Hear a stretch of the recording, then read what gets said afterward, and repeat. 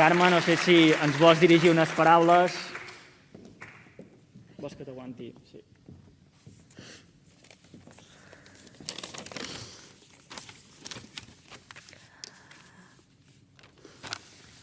Primer de tot vull agrair al 9-9, com he dit abans, per la nominació, a tota la gent que ha votat, i tenia un escrit que fa dies que l'he pensat i que m'agradaria compartir-lo amb vosaltres.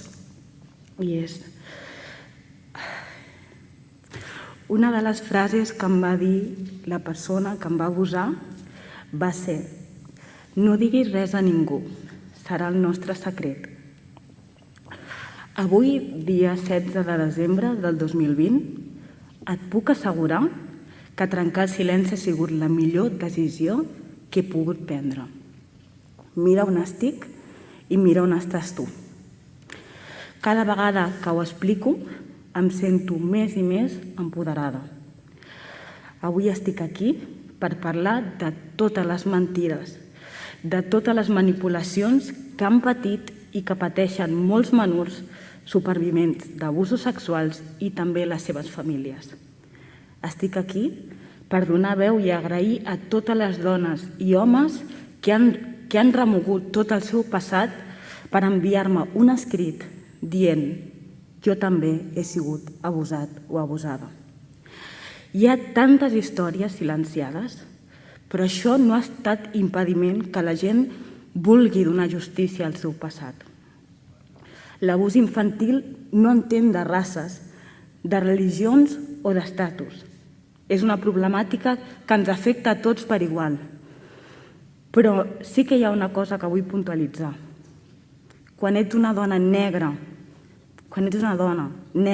immediatament veus com les portes dels prejudicis s'obren davant teu. Però això no ha impedit que avui estigui manifestant que encara falta molta feina, que els joves racialitzats necessitem que se'ns reconegui a tots els àmbits.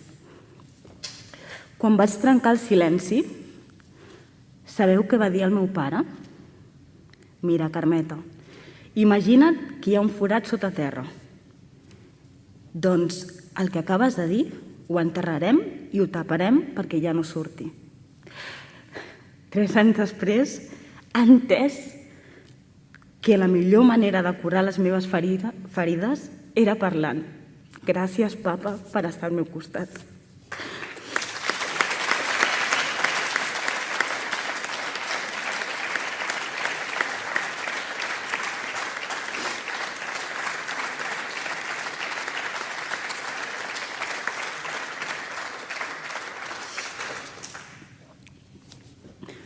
M'agradaria compartir amb vosaltres l'últim tros de la carta que vaig escriure i llegir a tota la meva família per dir-los que havia sigut abusada. A partir d'avui no vull cares tristes. Vull un demà ple d'esperança, ple d'alegria, ple de paraules, per fer desaparèixer el silenci. Avui és un gran dia.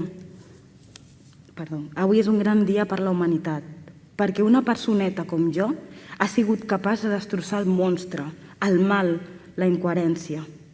Vull poder ajudar la gent que ha passat per el mateix, perquè sé que cada vegada serem més valents, que cada vegada ens unirem més gent i això acaba de començar. Tinc fe que algun dia hi haurà un món millor, un món on les dones serem lliures d'escollir, un món on els nens podran sentir-se segurs, un món on una persona no serà diferent pel seu color de pell. Un món on estimar a una persona del mateix sexe sigui algo bonic, no un delicte. Per canviar tot això hem de parlar i deixar la por a un costat. Jo estic en el barco. Voleu acompanyar-me? Aquest premi va dedicat a la meva família, a tots els supervivents d'abusos sexuals, però sobretot a dues persones. A la meva àvia Enriqueta, una persona que avui no hi és aquí i que va morir aquest estiu, i al meu germà petit, Sankun. De petit li van diagnosticar autisme i a causa d'això no pot parlar. Mai ha dit ni una sola paraula. Ell també va patir abusos sexuals. De petita el vaig voler salvar més d'un cop, però això no ha fet que la meva lluita, per això ha fet que la meva lluita vagi dedicada a ell. Durant 13 anys he estat callada. Durant 13 anys molta gent ha estat víctima d'abusos sexuals.